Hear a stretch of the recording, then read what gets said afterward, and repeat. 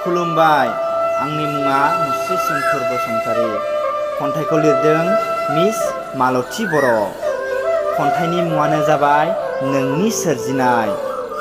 हरानो सान, सानानो हर, थांनानै दङ जों नोंनि सोरजिनाय बे गुवार बुहुमाव। थांनानै दङ जों नोंनि बे सोरजिनाय गुवार बुहुमाव।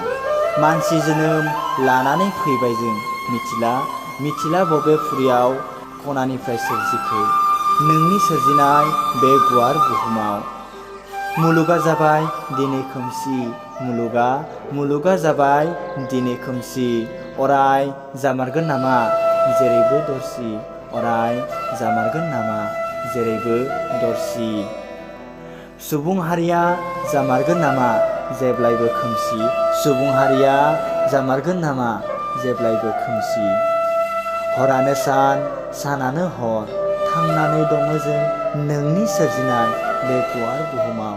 थांनानै दङ जों नोंनि सोरजिनाय बे गुवार बुहुमाव। गोजोन्थों।